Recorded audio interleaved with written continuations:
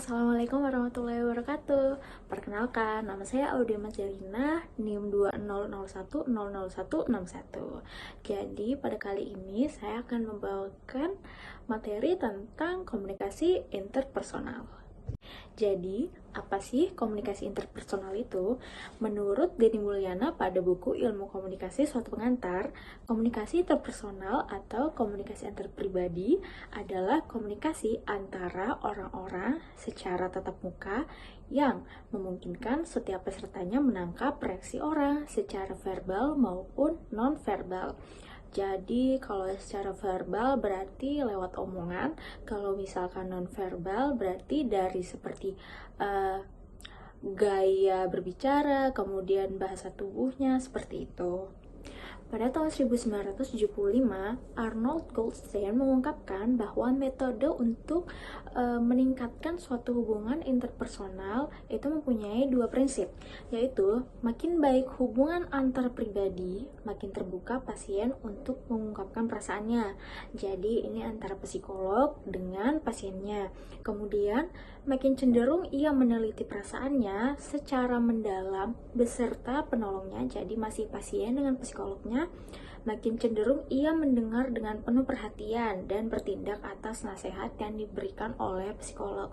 Jadi makin baik hubungan antar pribadi pasien dengan psikolog, semakin terbuka untuk pasien ini mengungkapkan dirinya. Makin cermat juga persepsinya tentang orang lain dan persepsi dirinya, sehingga makin efektif komunikasi yang berlangsung di antara pasien dengan psikolognya. Kemudian ada 3 faktor pembangun yang dapat menumbuhkan dan meningkatkan hubungan antar pribadi atau interpersonal ini. Antara lain seperti rasa percaya yang udah terbangun. Jadi antara pasien dan psikolog ini sudah terbangun rasa kepercayaannya. Kemudian juga sikap sportif yang diberikan oleh psikolog sehingga pasien merasa didukung. Kemudian juga psikolog yang memiliki pikiran yang terbuka, open minded, jadi tidak mudah untuk menjudge pasiennya.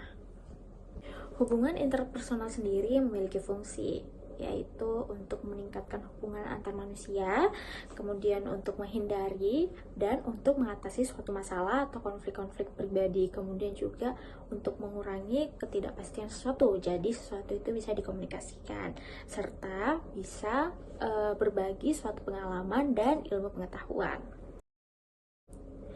Lalu ada sifat komunikasi. Sifat komunikasi ada dua, yaitu diadik dan triadik. Kalau diadik, dia berlangsung secara tatap muka dan dapat berkembang menjadi komunikasi yang khas. Bentuk komunikasi diadik sendiri ada 3. Yang pertama ada percakapan, yaitu berlangsung dalam suasana yang informal.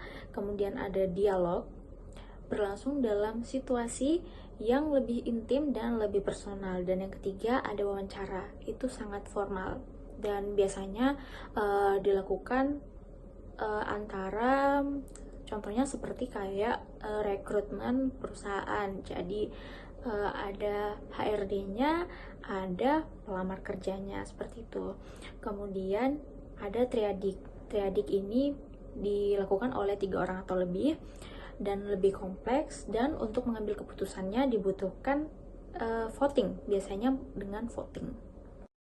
Berdasarkan tujuannya dibagi menjadi 2, yaitu hubungan tugas dan hubungan sosial. Kalau hubungan tugas itu biasanya seperti dokter dan perawat. Kemudian kalau misalkan sosial, hubungannya tidak terbentuk dengan tujuan untuk menyelesaikan sesuatu, seperti persahabatan atau percintaan. Lalu berdasarkan jangka waktunya, ada jangka waktu panjang dan jangka waktu pendek. Kalau jangka waktu panjang biasanya melibatkan emosi, seperti hubungan pacaran, hubungan kekasih. Kalau hubungan jangka pendek itu hanya mungkin sepersekian detik, misalnya menyapa teman yang tidak sengaja bertemu. Yang terakhir, bagaimana sih perkembangan hubungan antar pribadi atau interpersonal ini? Yang pertama dimulai dengan inisiasi. Jadi antar individu ini memperoleh data mengenai masing-masing melalui petunjuk secara nonverbal seperti senyuman atau jabat tangan atau lambaian tangan. Yang kedua ada eksplorasi. Jadi ini merupakan pengembangan dari inisiasi dan jaraknya tidak terlalu lama dari inisiasi. Kemudian yang ketiga ada intensifikasi. Jadi pada tahap ini memutuskan apakah hubungan ini akan dilanjutkan atau tidak. Yang keempat ada formalisasi. Formalisasi merupakan lanjutan dari intensifikasi yang dibentukkan dalam simbol seperti kalau misalkan sepasang kekasih bertukar cincin atau memberikan bunga seperti itu. Kemudian yang kelima ada redefinisi. Jadi mendefinisikan ulang suatu hubungan, mendefinisikan apakah hubungan ini akan dilanjutkan lagi atau tidak. Yang terakhir ada deteriorisasi, yaitu hancurnya suatu hubungan.